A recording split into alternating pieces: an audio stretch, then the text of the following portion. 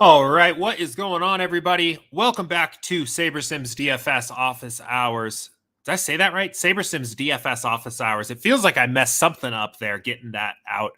My name's Jordan. I'm the head coach here at SaberSim. And if it is your first time watching or listening to this show, first of all, welcome. And second of all, this is a live open Q&A style show where I answer questions from the SaberSim community about SaberSim, about DFS, whatever you guys want to talk about. I've been doing a little bit. I've been giving a little bit of my picks of the slate this week, switching it up, giving you guys some picks. I touted the Mavs win last night on stream, so hope you managed to capitalize on that. Might have another one here for you tonight.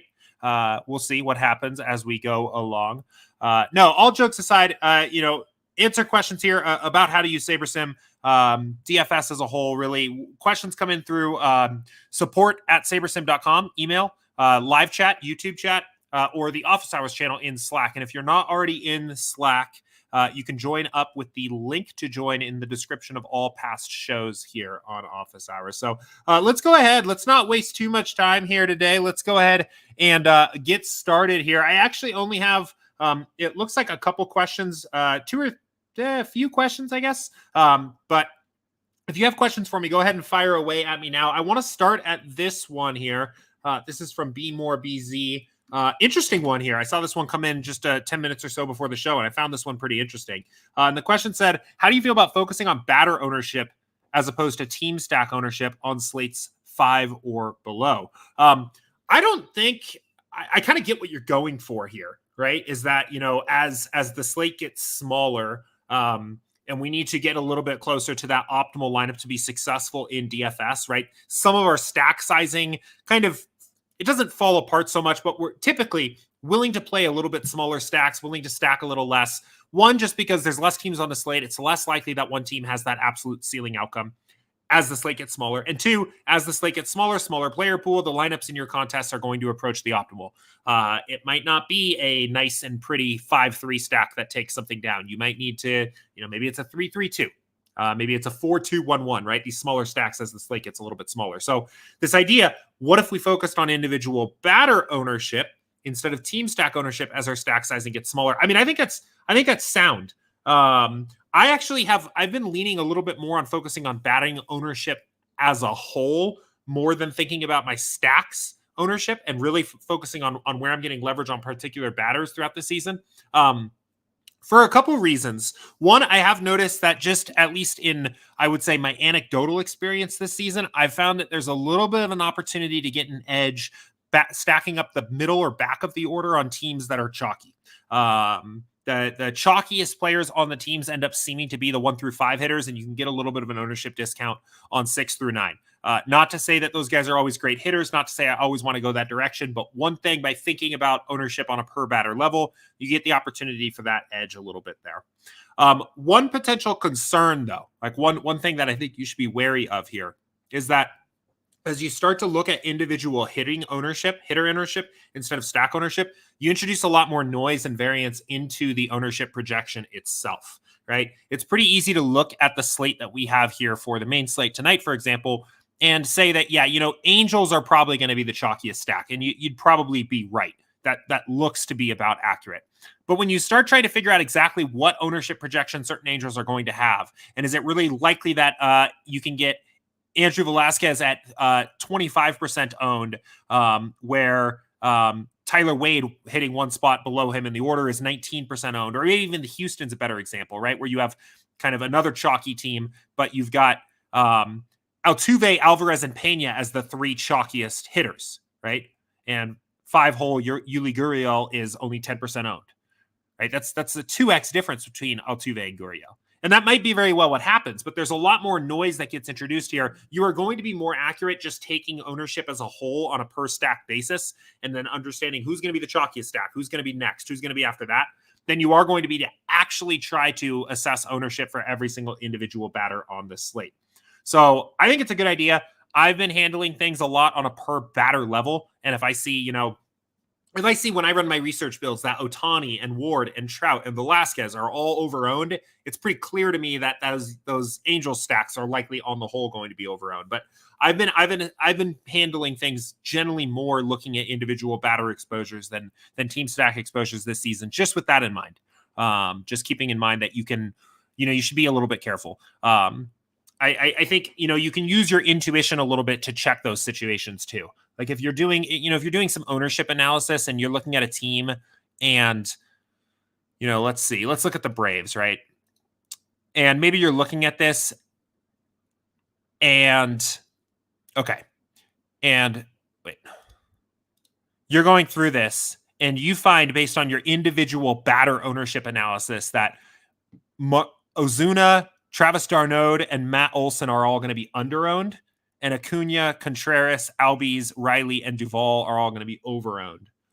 Well, if you get exactly the ownership projections as they're projected here, you might end up just being right. And maybe there's a positional thing or a salary thing or a reason why the 3, 4, and 5 hitters on relatively chalky Braves would be underowned and 1, 2, 6, 7, 8, 9 would be overowned. But I find that unlikely, personally. I think it's probably likely that the Braves themselves as a stack are over or underowned as a whole. So that was what I would be cautious of there is if you handle this at an individual batter level with no context whatsoever, you can get some weird conclusions. You can get some results there that are going to be a little bit strange.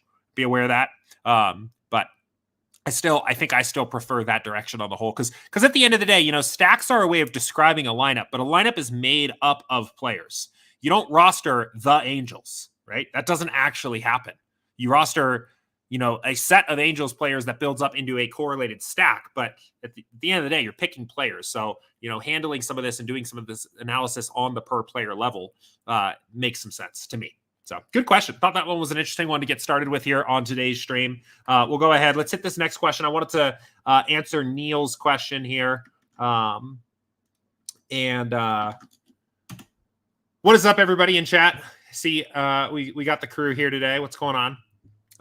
So Neil said, just wondering if there's any particular reason that the default slider settings have a 500 lineup pool rather than 1500. We found that 500 is plenty of lineups. It's the perfect in between for kind of the amount of exposure editing we found that a typical person does, along with the time it takes to build that amount of lineups and the value you get out of having that bigger pool. So that's the simple answer. You can build 1500. We've just found that most people don't even really need close to that. And it doesn't make sense to, by default, have the average person sitting around waiting for 1500 lineups to build when they don't need that many. So, but feel free to change it to 1500 as time allows for you and as you need.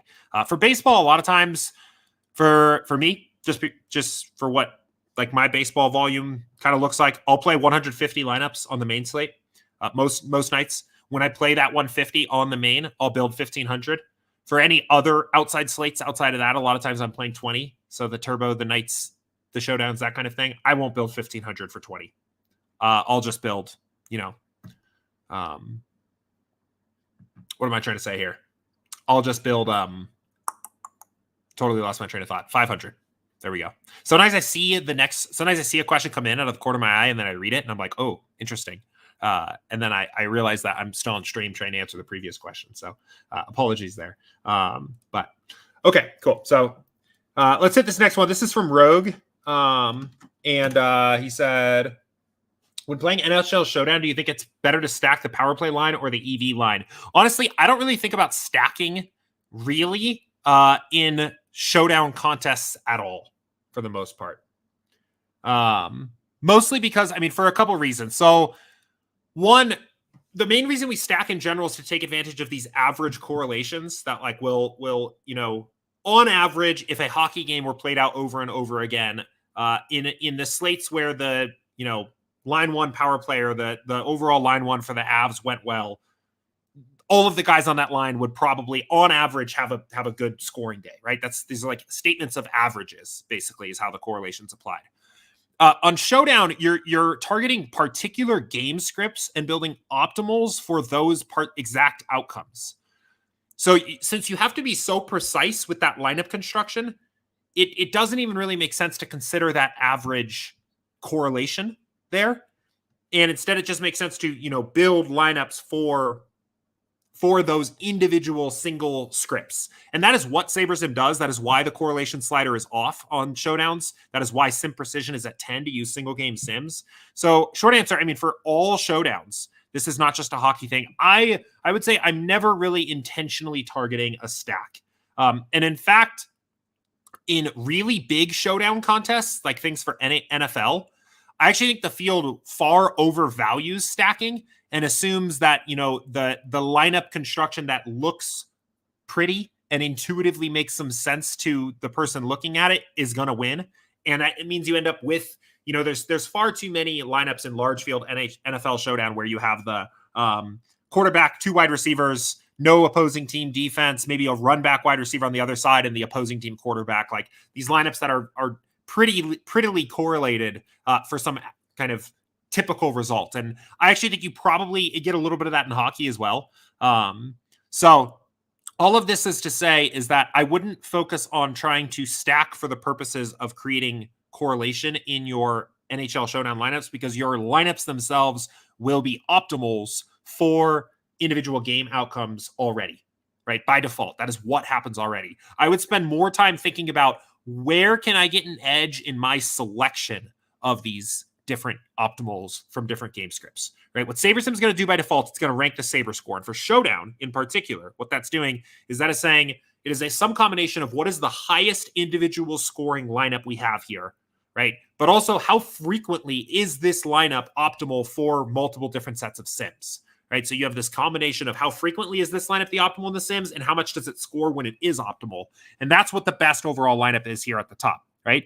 You can add additional value, I think, by lowering your chances of being duplicated. We've talked a little bit about that on stream.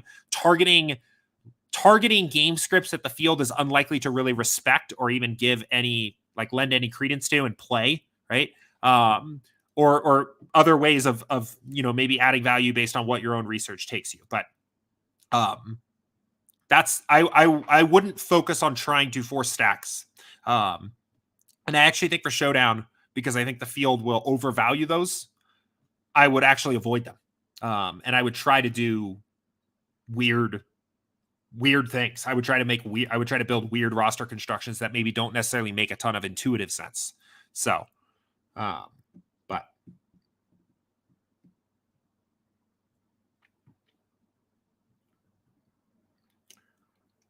cool. All right, let's get caught up on YouTube chat here. That's everything in Slack. We get caught up in YouTube chat. DG said, speaking of, what's the easiest way to get a lower owned part of a team stack? Is adjusting exposures the best way? Is there a faster way? Good question. That's a good question. I'm trying to think about like the best way to go about doing that. Okay. I mean, so I would say, let's say you're looking at the Braves ownership here and you're bought into the story that's being told here. And I don't know that I am, but maybe you're bought into this and you're saying, I actually really do think that the middle of the order, because of their price, is going to be a little less owned, and people, when they go to the Braves, are going to play, the top and the bottom of the order. I think if you had a specific team in mind, right? And we'll do another team as an example too here. I think one way you could do this is just give that team kind of a friendly bump in the spot that you want to stack them, right? So I like to use like 10% adjustments, which for baseball ends up not being very much. So maybe we give each of these guys like almost a half point, a little over a half point here to bump them up. And I think that's probably a good start. I think you could maybe consider bumping down the other guys, but I would leave that alone there. And then if we look at like Houston, right? Let's see. Does Houston look a little more stackable? So maybe Houston's a little more stackable towards, whoops. Not so much. I'm looking for a team that's like uniquely a little more stack friendly at the bottom of the order. What do the Yankees look like? Yeah, Yankees are a decent example, right? So maybe you want to stack the Yankees at the bottom of the order too, so we can do a little bit of that there too. And this would be a good way to do this if you had specific teams in mind, right? So then we can build these and see what we're getting out of this on the other side.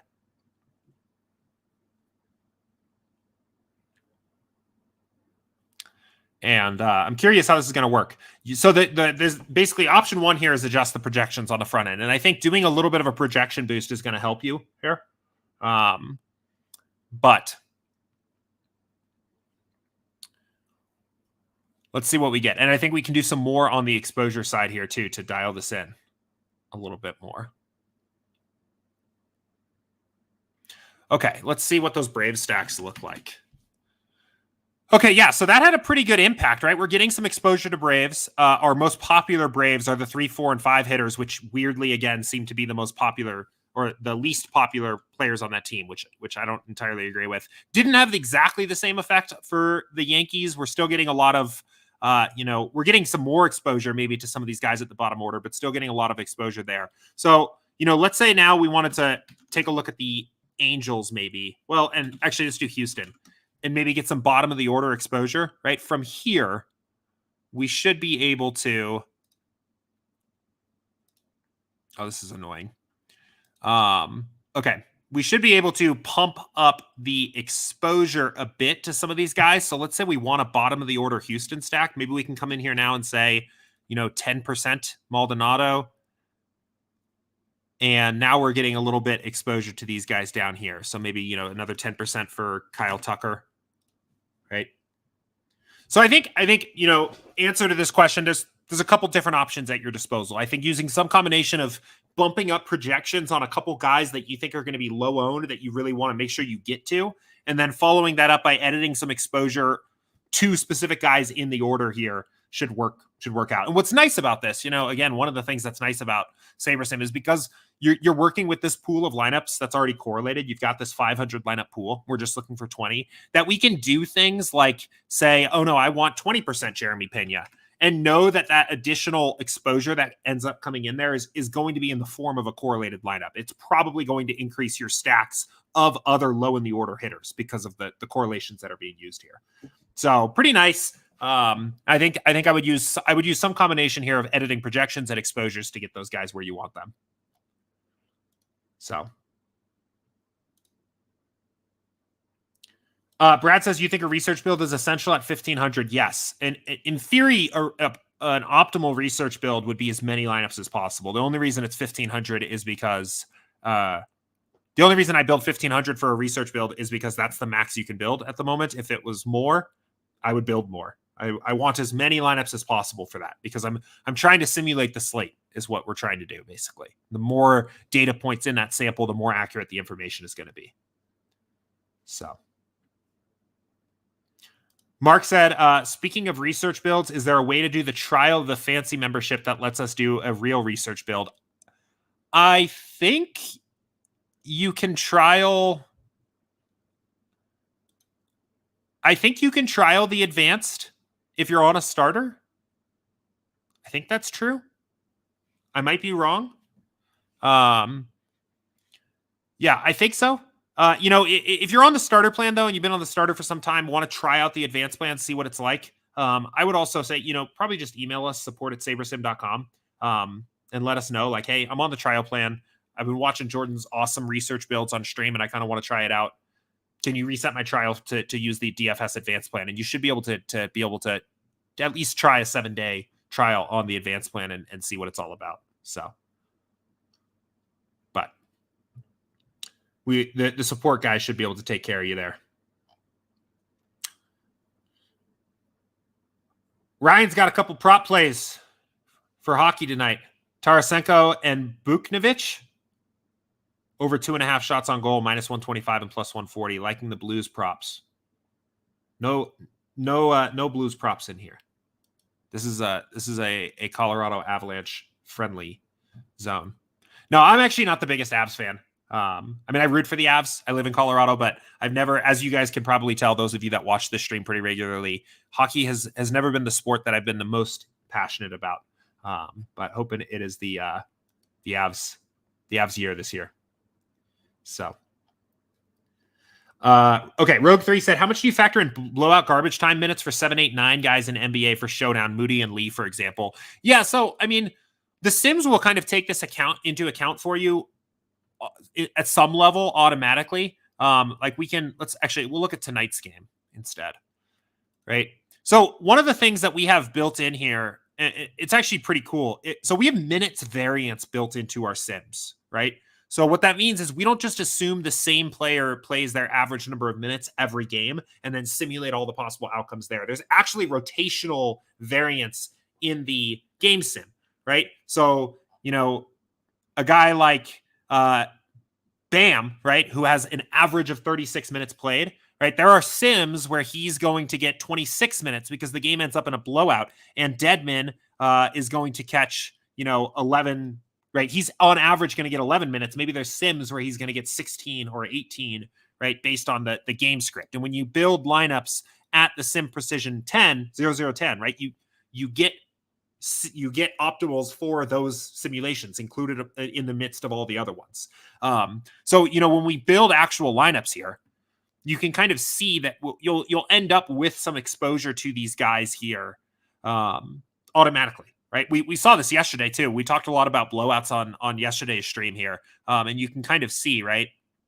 Like, let's actually look at a bigger pool of lineups here. Let's look at our 100 and adjust a projection. We're actually getting a lot of Deadman here, but we can even take a guy like Caleb Martin, right, who was only projected for 5 minutes, right? So these lineups here are probably represented by a game script where the game gets out of hand or somebody gets hurt, or actually, I don't want to say that. We don't have injuries in our simulation, so I don't want to say that. But the game gets out of hand, the game goes down a direction, down a game script, and Caleb Martin gets extra run, right? So they're kind of naturally expressed here by default. I generally kind of just trust that alone. I don't do much above and beyond that. I would say one thing you can do here, especially if you have been very tuned into the particular series, or you've been watching the games, you're familiar with kind of how the series has played out here. Unfortunately, I'm getting ready to move the start of next month, and I just have not gotten to watch like almost any playoff basketball this year, which I'm kind of bummed about. But if you're staying super tuned into the series, the one thing that the Sims will not pick up on is if you disagree of who's going to get that blowout run, right? If you think no, like I know Duncan Robinson got some minutes in one of the past couple of games here. And if you think no, that 5 minutes on average is actually Duncan Robinson's minutes to lose. That's where the minutes are going to go. If you give him a projection, right? Maybe you just copy the exact projection and maybe remove Martin even. And you are right that you will benefit massively, right? The edge you will get there will be massive, but the Sims are based. We use a multitude of different data sources to come up with our minutes projection. So I wouldn't just do that willy-nilly or anything like that. I would feel confident about that. But if you are tuned into how those blowout rotations might look, that's one place you can definitely add value, is figuring out like, no, this guy's, I think actually is going to be the guy that gets some run here. Or maybe, maybe it's not just Deadman. It's maybe Yurt 7 gets a little bit more play there at the center spot or something like that. Like that kind of thing can be useful there. But assuming that our minutes projections are correct, figuring out who gets minutes in a blowout and what that game script looks like is what SaberSim automates for you. That is the hard part. That's kind of automated for you. The value you can add there is correcting it and saying, no, I think this is actually going to be the rotation, and it will plug that into the Sims instead and use that data. So, I think that, especially in playoff basketball, can be a really good way to get an edge. I think it requires you to either be pretty clued into the series or use something like Popcorn Machine, which can be a pretty cool tool, popcornmachine.net. And you can go in and study these game flows and rotations and see how teams played, right? So, I mean, again, there's going to be some significant variance to these minutes based on the way that the game plays out. But yeah. And keep in mind too, I mean, I'm seeing right here, right? Duncan Robinson obviously getting in the game, even, Highsmith, Yurt 7 getting some minutes. Keep in mind, we're doing this in the middle of the day without having run final sims yet for this game. So I'm not necessarily saying take what we have here as fact, as information updates throughout the day and the final sims run, everything will get a little bit more dialed in. But I think that can be a good way to add some value there. So,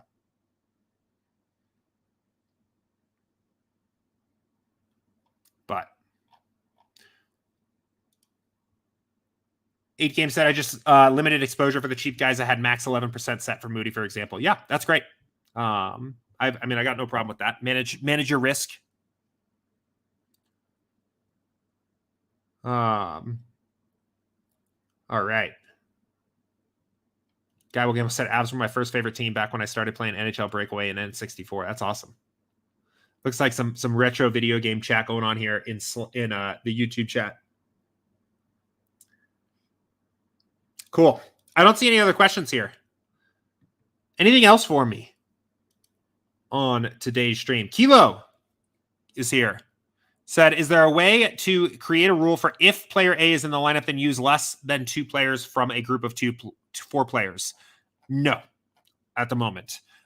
We've been calling that kind of like a conditional rule, and it's something that we want to add in the future, but there is not an easy way to do that at the moment, unfortunately. So my kind of stock answer here is that, most of the time, these kind of rules, right, trying to do this are specifically trying to, they're a heuristic, they're a rule of thumb that is intended to target correlation or ownership or something like that, right?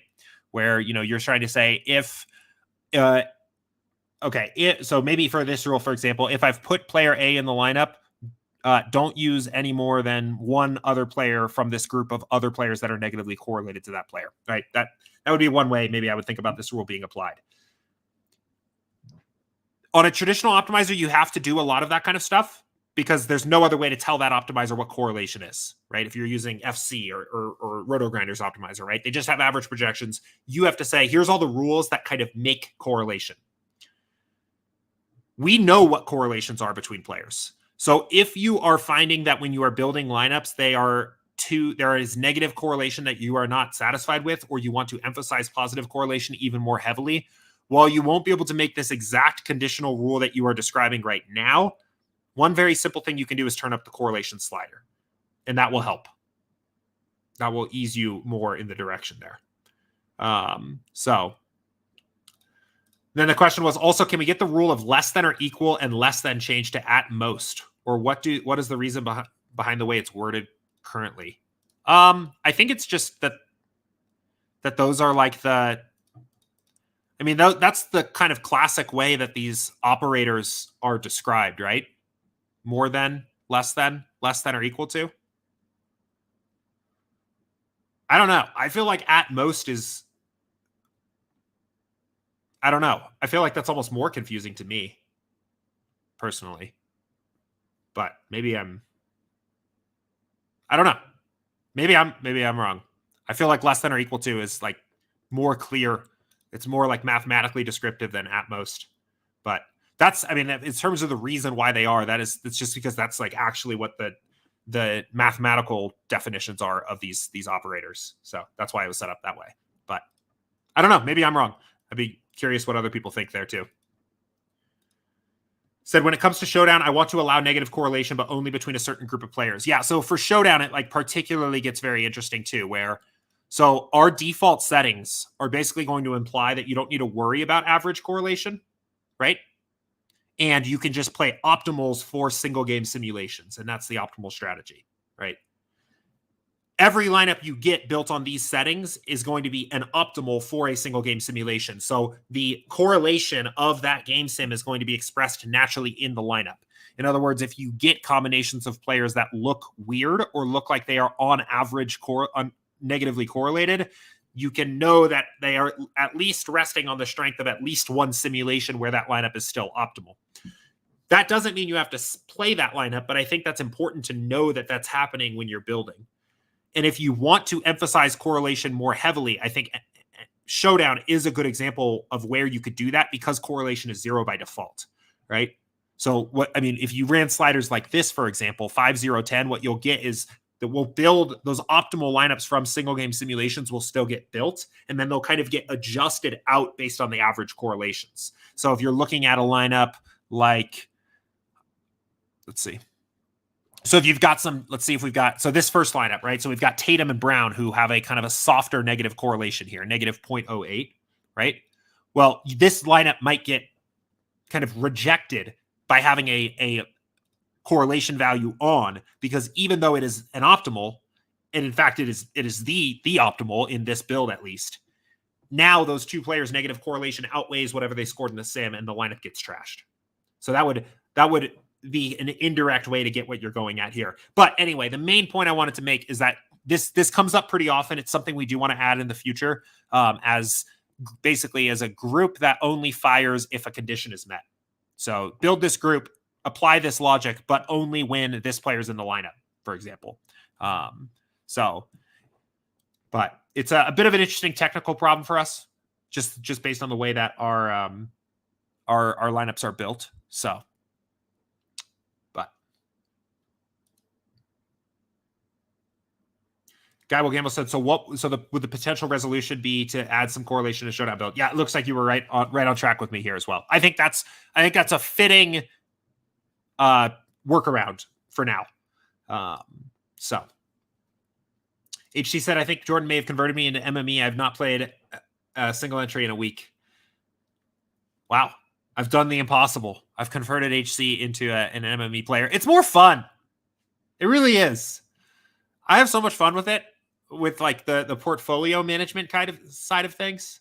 So, but I do. I mean, I've done the demos of the single entry stuff on stream here before, and I do think there is still something kind of fun about picking that lineup and then it being your guys.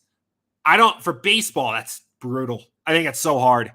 Like, I feel like you have to, I don't know, single entry baseball is tough. I think basketball, it's a little bit more doable. I could see the allure of single entry in basketball. For football, I get it there too. And there is the rare Sunday where I have something going on and I know I'm not going to be able to like build 150 or something like that. That I'll play a single entry lineup. But Kilo said, thanks for breaking all this down. Hoping to get in sooner next time to ask more questions. Got to go to work now. Yeah, thanks for joining. And I apologize that I couldn't give you the exact answer you were looking for there, but I hope that was helpful regardless. So A-Lake said, when stacking an MLB, is it possible to have your lineup set up automatically to 5-2 for GPP? So not actually directly that. And that's kind of a hole that we're aware of at the moment. So there actually isn't a very clean way to say only build me this one stack type and nothing else, or only build me these two stack types and nothing else at the moment. You can use stacking rules to get close to that, but you'll have to rely on the exposure management in the build screen to get all the way there. So if you've played NFL DFS with us before, you know on NFL we have basic stacks and advanced stacks. One of the things we're planning on doing for baseball is adding in advanced stacks to baseball, so you can do this and basically say, just give me just the stack. For now, what you'll want to do is say at least 5 players from the same team, and then at least 2 players from the same team. So say, at least a 5-2. But then what you'll have to do is go in and eliminate your 5-3s on the other side. So kind of weird.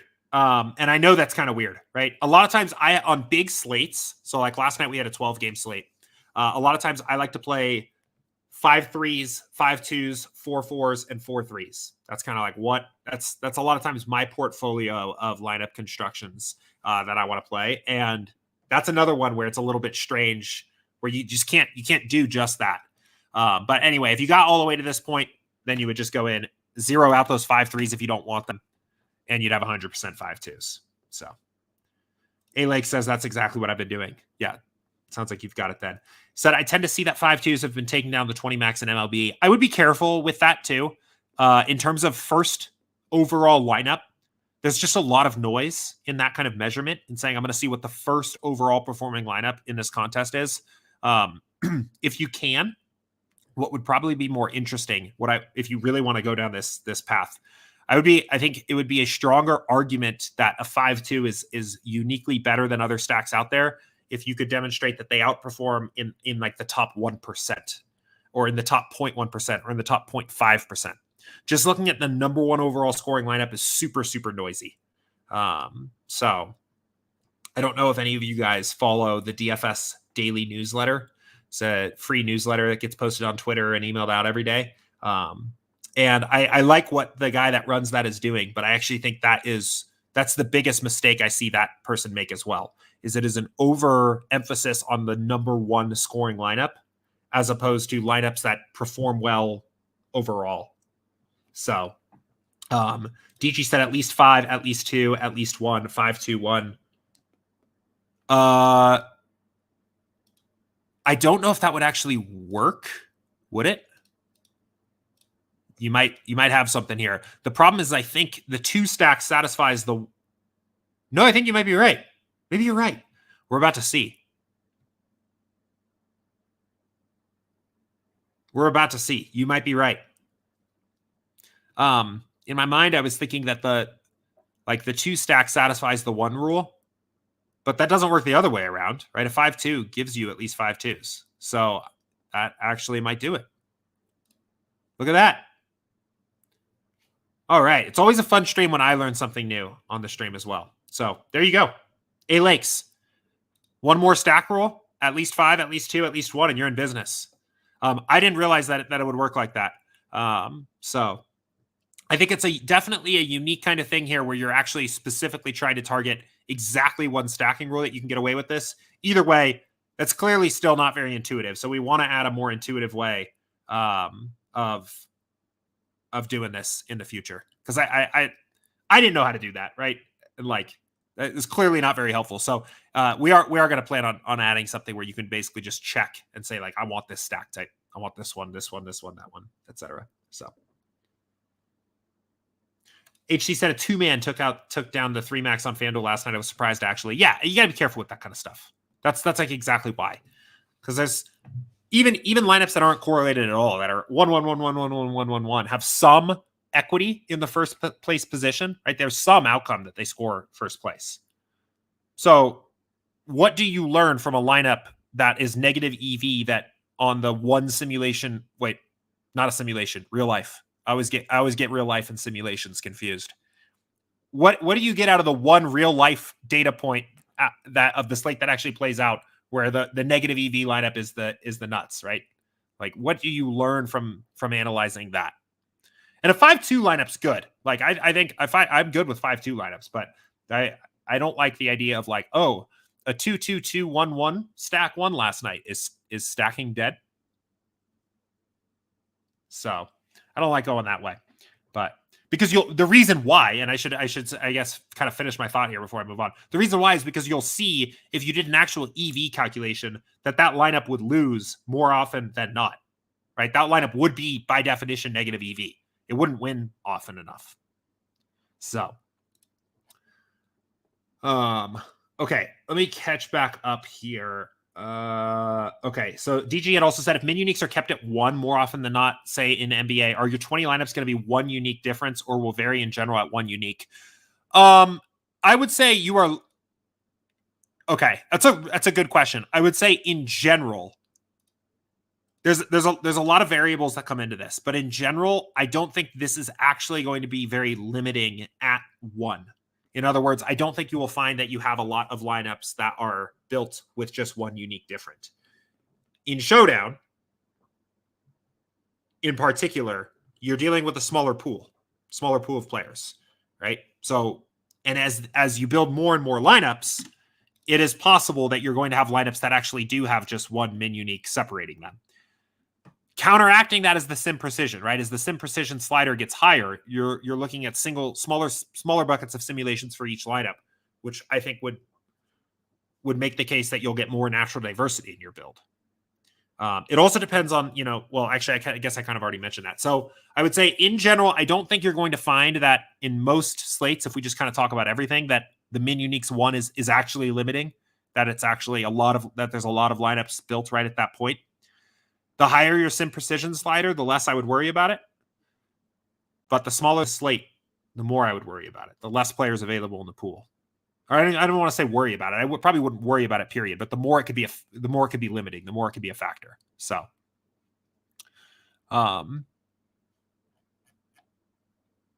yeah.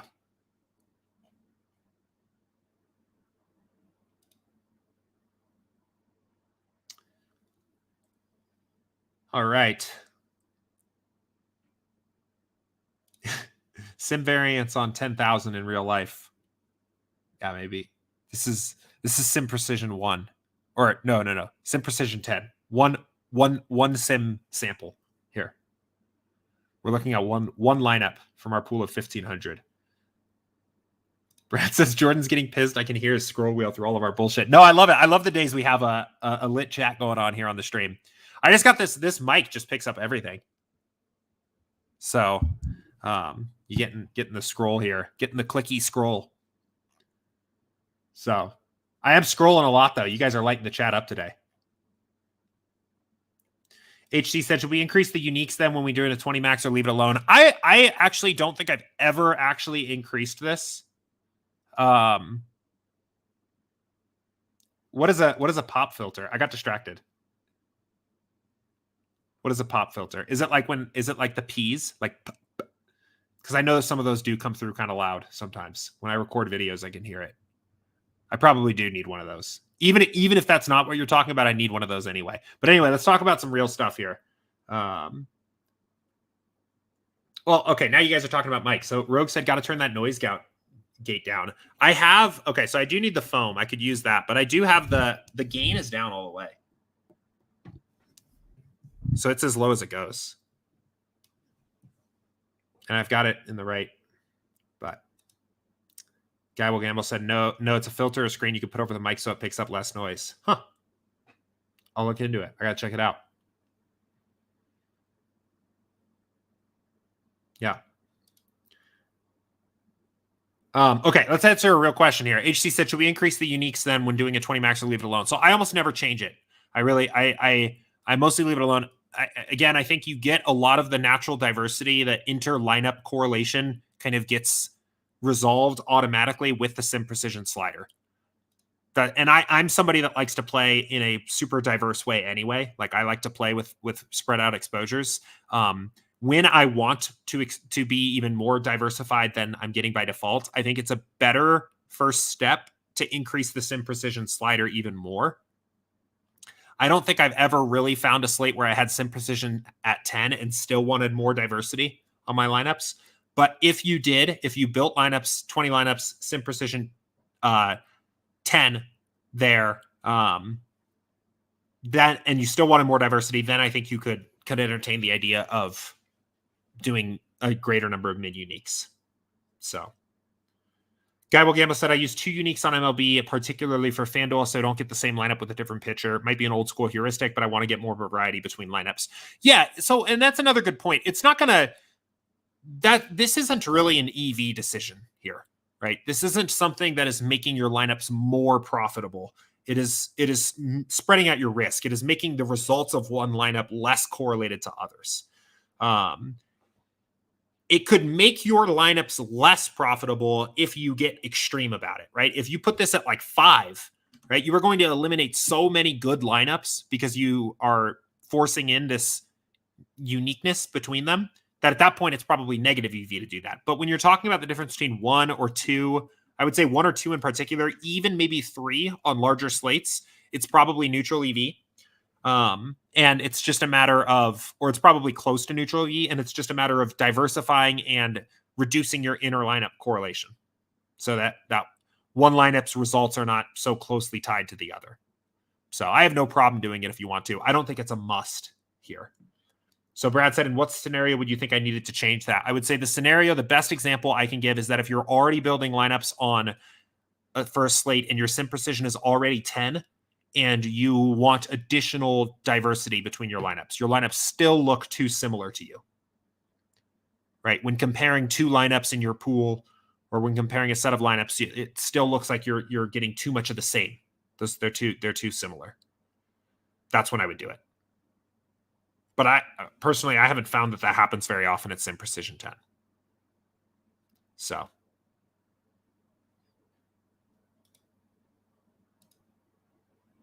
It was, to be completely honest, we added min uniques because people like begged for it.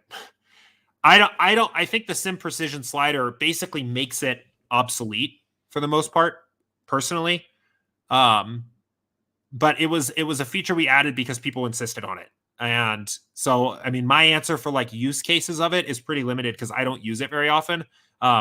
but I think it's kind of a good classic optimizer setting to have. Everybody has this, so it's useful, I think, to have it there, to at least have a little bit of feature parity there. But I do think that it's a blunt force diversifier that, again, in the world of traditional optimizers, mostly came to being to solve a problem that the optimizer otherwise couldn't, and that was reducing inter-lineup correlation. So,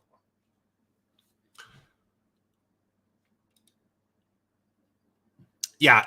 And Guy Will Gamble said, I just hate changing sliders because I don't want to deviate from the optimal building blocks if I don't have to. Yeah, and I get that too. I think it kind of goes both ways. With the sliders, right? The reason when people come on and say, what are the best sliders? I will always say, just play the defaults, right? Like if you're asking me, what should my sliders be? I'm going to tell you, use the defaults. But if you have a good reason if you have a goal in mind to accomplish something with your lineup construction, the sliders can be a good place to get that done, right? Or at least one of the options at your disposal to do that. Like even just on today's show alone, we talked about why you might want to increase correlation if you're getting negatively correlated players in your NBA showdown lineups. And now we're talking about why you might want to increase sim precision if you want more lineup diversity. And last week we talked about why you might want to turn down ownership fade if you're adjusting projections in the projections tab to account for ownership, right? So like to those questions, if I am doing this, can I move, or if I'm trying to accomplish this, can I move the sliders around? Absolutely. And it's never, I don't want to paralyze anybody from ever making adjustments to the sliders, because there are slates where I make those adjustments. But what we want to avoid is people going down the rabbit hole of thinking slider optimization is the key to beating DFS with SaberSim, because that part has already been done for you. Like it's basically assuming you have the average process. What slider should you use? Like the basic, not even, I don't want to say average because that has a bad connotation. If you are kind of otherwise using the basics steps through SaberSim, I guess, right? You are probably best served using the default projections, the sliders. But if you are doing other things unique to you and need to get something else out of this on the other side, I don't want to paralyze anybody from ever making slider adjustments. So.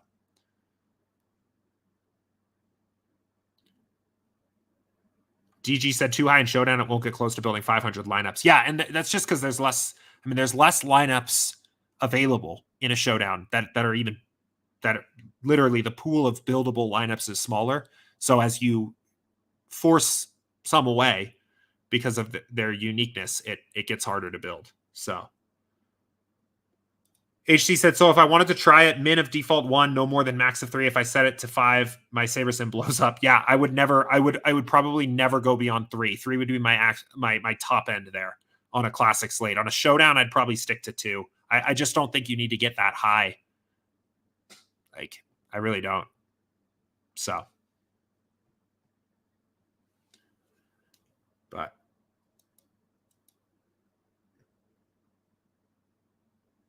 Yeah.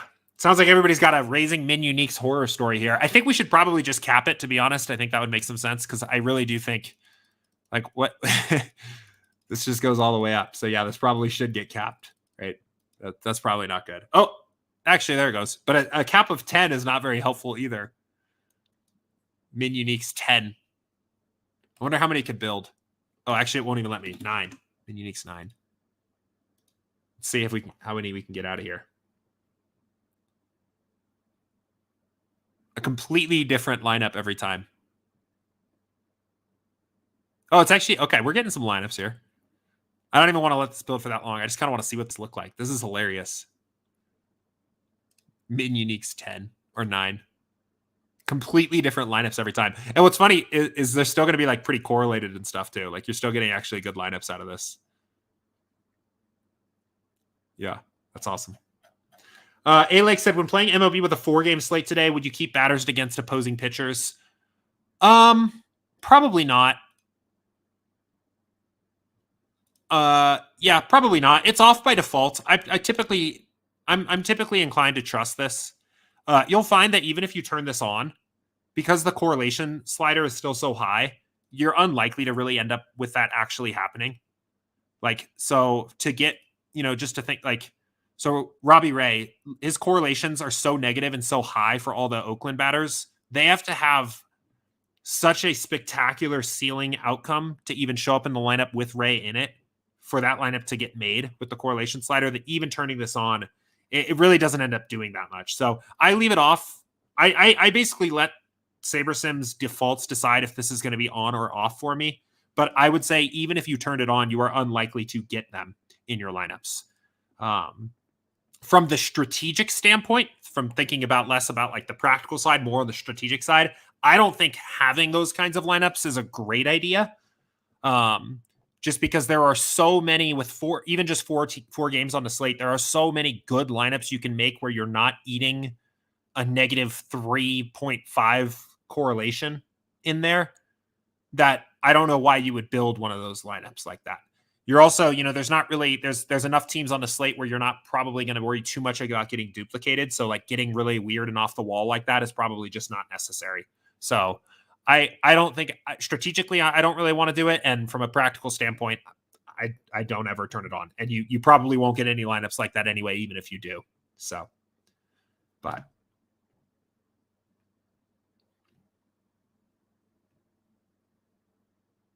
DG asks a good question. Is one sim variance equal to 10% randomness in regular optimizers? I came from FC, so I'm curious. No, it's actually very different. So we renamed this to sim precision, but it's very different than what randomness does in something like FC. And to start, so you have to understand that, when you're looking at average projections on something like FC, right? You have that one number, right? You have a mean projection for that player. And most of the time, randomness assumes that player has a normal range of outcomes, right? It assumes that player's outcomes is a bell curve. And when you turn randomness up, you're essentially spreading out the standard deviation of that curve. That's what randomness does. And the reason why that kind of sucks is because most of the time, especially in a sport like baseball, players don't have a normal distribution around their mean, right? Aaron Judge's distribution is 10.75 points. Right? This is not a normal distribution. So what SaberSim does differently is we simulate out games thousands of times, play by play, and that allows us to come up with these actual distributions for what can actually happen in that game and what their real ranges of outcomes actually look like. If we look at like a pitcher, for example, right, they're going to look a little more normal, but they're still not like a very normal distribution, right? Basketball, probably the most normally distributed of all sports, and you can still see some discrepancies there in outcomes of what the actual distributions look like. So what sim precision does is it determines how many sims are we going to look at every time we build a lineup. The higher this number is, the fewer number of game simulations we look at, and the lower this number is, the more simulations we look at. So at 0, you'd be using the average projection. Every single player would score their exact average every single time. At 10, it's a single game sim, right? We use a single game simulation for every single game on the slate and build an optimal lineup for a single game sim. So you might get, Giolito, boom, single game sim scores 9.5 points. And Semien scores, boom, 18 points, right? Single game simulation there. And there's a spectrum here in between. So one sim variance is not all of the simulations, but it is a large bucket of them. It is a majority-sized bucket of the game simulations. And you're looking at smaller and smaller buckets of sims per lineup as you move along this curve. DG says, so how much is the difference of 0 to 1? So we are planning on adding, I don't know that exact number at the moment in terms of exact sims. We are planning on adding that data to the app because it comes up all the time. From a practical standpoint, you can think about this as a linear scale. So I know that's not super helpful if you're asking for literally the exact number, but basically every single I want to be clear here. It is not linear from a number of sims level, right? It is not the same number of sims different between 0 and 1 and 1 and 2 and 2 and 3, but it is roughly a linear curve in terms of impact. So making the adjustment from 2 to 3 is the same in practical impact of how that affects the variance of your lineups as it is from 7 to 8, for example. And the reason why, basically, is because at very small numbers of sims added, the reason why this hasn't been added in the past is because it makes it confusing. It's less intuitive that way, but we want to add it anyway. Then when you have fewer numbers of sims, right? When you have less simulations here, each additional sim added has a much bigger impact. So I do know for a fact that the jump from sim variance or sim precision 10 to 9 is 3 simulations. So 10 is 1 simulation, 9 is 3, right? That is the smallest sized jump in terms of number of sims anywhere on this curve. And it is because changing from 1 sim to just 3 simulations has as big of an impact as any other one of these jumps. And as you add more sims, right? If you have 1,000 sims, adding another 5,000 doesn't actually make a huge difference to how players end up projected there. So you have significant drop-offs in number of sims here at the lower end of sim precision. Guy Will Gamble says we can infer that 0 is all sims and 10 is a single sim. Yes, that's just a fact. That is true. But yeah. So, and again, it is our goal to put the actual sim numbers up in the app. Because it gets asked all the time. I think it can be confusing what those numbers mean without a little bit of the context. But in HC's over here, Jordan takes down everything tonight running 9 uniques. I just might. Maybe 10. Maybe I'll hack it and figure out a way to build 10 uniques. No, it's dumb. Getting tired. All right, what else do we have here? I haven't checked Slack in a while. Looks like Slack's quiet. So. Oh, Brad says somehow that's saved and he doesn't realize it. Yeah, that can actually happen. Oh, yeah, it is kind of happening right now. Yeah, I'll have to be careful of that. That'd be hilarious. Probably wouldn't be the worst thing for 20 lineups. Like, it probably wouldn't be great, but it could probably be a lot worse if you had 20. If you're playing 150, that'd get pretty rough. So. All right. Well, this was a fun one, guys. We're right at about an hour. I don't see any other questions coming in here. Appreciate everybody tuning in, being a part of the stream here today. We will be right back here again tomorrow, same time, same place, 2 p.m. Eastern. And if you are watching this and haven't yet signed up for a SaberSim trial or haven't used a SaberSim trial since the start of this baseball season, go ahead and get signed up. SaberSim.com. Come check us out for a free 7 days here. We'll hit this last question as we're on our way out here. Jen said, so if the precision is 10, do we get 1,500 lineups from just 1 sim or 1 lineup from 1 sim? That's a good point, and I forgot to emphasize that. So every single time we build a lineup, the sims are re-randomized. So if you're even at sim precision 8, right, which is the default for this kind of thing tonight, right, we'll take a bucket of sims from our set of game simulations and build 1 lineup from that bucket. And then when it comes time to build the next lineup, we re-randomize the simulations and grab a different set of sims. So it is not as if we bucket the sims once and then build 500. We bucket them every single time we build a lineup. And that's true at 10 as well, right? So at 10, single game simulations, right? We will take a random single game sim, build a lineup, and then take a different random single game sim. It is not the same game sim builds 1,500 lineups. And that's an important point to make. So I'm glad you asked. But and one very specific piece of uniqueness that comes up when you're looking at Sim Precision 10. So especially for like research builds, and this is only true at Sim Precision 10. Man, I feel like I need a drum roll or something now. I got myself all excited saying that. If a single game sim gets pulled in one of your lineups, it won't get used again, right? So, like, let's say in your first time you build a lineup, you pull a game sim where their final score is Yankees 9, Orioles 6, right?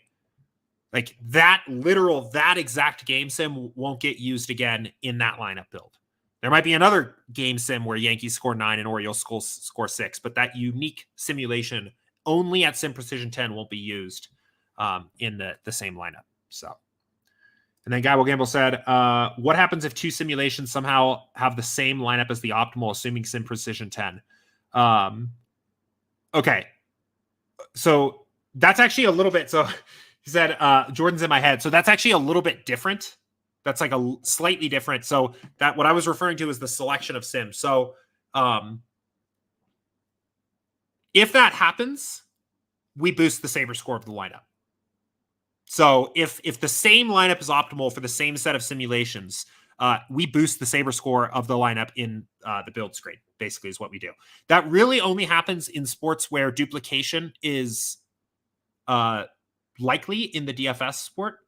And I actually think it's an interesting way of thinking about duplication. Like that is actually why duplication is likely in some ways, right? Because there are the same lineup can come from the different sets of outcomes. It doesn't happen very often in classic slates. It essentially is it's mathematically very unlikely to happen in classic slates, but in showdown slates and like MMA and that kind of stuff, it can happen a little bit more. So we'll boost the saber score of a lineup where that happens there. That is, and this is a can of worms here. So maybe I'll open this can of worms for you here, and then we'll get out of here, and I'll leave you some of you to ponder on this for the rest of the day here. In the research build world, Jordan's wacky research build world, there is a weird quirk there where, in theory, if you were to run a research build perfectly optimally, you would actually have min unique 0. Because if a lineup is optimal for multiple simulations, it's not just enough when you're calculating exposures to certain players in a research build to bump up the saber score of that lineup. That doesn't actually do anything for you. It does just for when you're building lineups, you're ready to enter your lineups into your contest. That's great. That's good. Saber score gets boosted. A lineup that's more likely to be optimal ends up in your pool of lineups. You're happy. Everything's great. For a research build specifically, you would technically want that lineup to actually show up twice. One for the first sim it's optimal for, one for the second sim it's optimal for, so that you can count that exposure to those players twice. And I don't think this makes a huge practical impact, but it is true that if you wanted to be perfectly like accurate with your research builds, you would actually want min unique 0 to count optimals that were optimal for different sims at the number of times that they were actually optimal. So again, I don't think it really matters a bunch. I think if we actually had min unique 0 as an option, it would cause a lot of issues for people accidentally ran their lineups on 0 min uniques and have dupes in their own pool. But if you were doing that, that would be the way you wanted to do it. So Rogue3 said, and I guess we have a couple other questions, so we'll finish up here. Rogue3 said, does sorting contest order on the fill entry tab still work in that it fills top down? Only if you're using the unique rank fill. But yes, if you're using the unique rank fill. So if you drag and drop these, right? And we take 20, right? And we use unique rank. Well, do I have I don't have hang on. I need 21. So 21, and now we can do this from the build screen, which is cool. What? Oh, this is the 9 min uniques build. Probably shouldn't increase the number of lineups in the 9 min uniques build. Let's increase it over here instead. Okay. So now we have 21 lineups. So for my couple contests I'm playing here tonight, right? So this is lineup 1, right? If I fill this and I fill unique rank, if I fill in this order, lineup 1 goes into the single entry.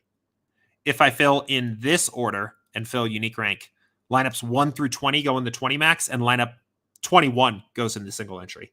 So for unique rank in particular, contest ranking matters. So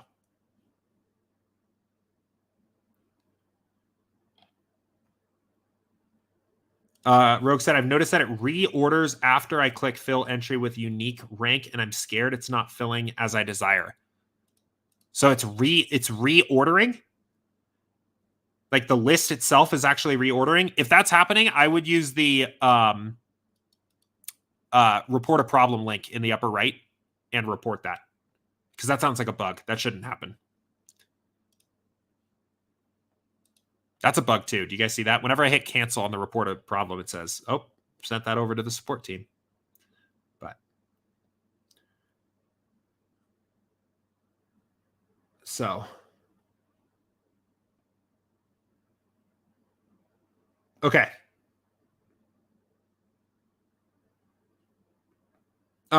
So it seems like there's also a question about lineup sets here as well.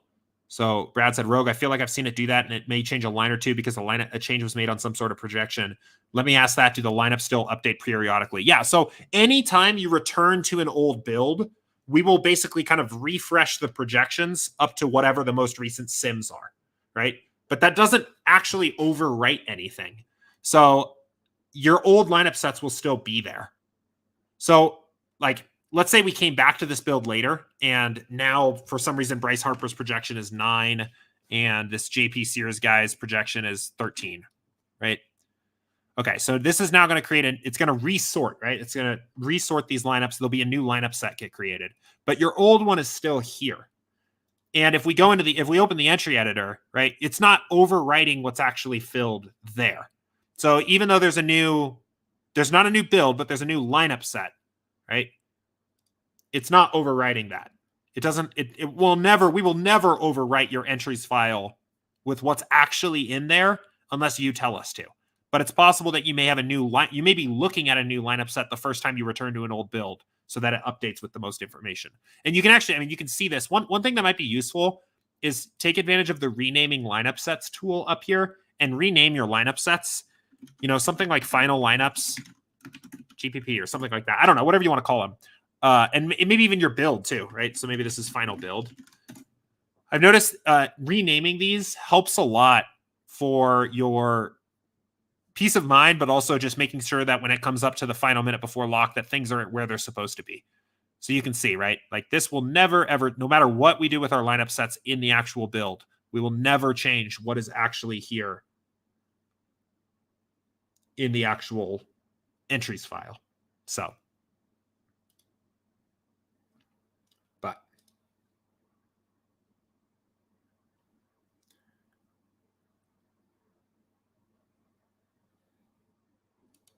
cool.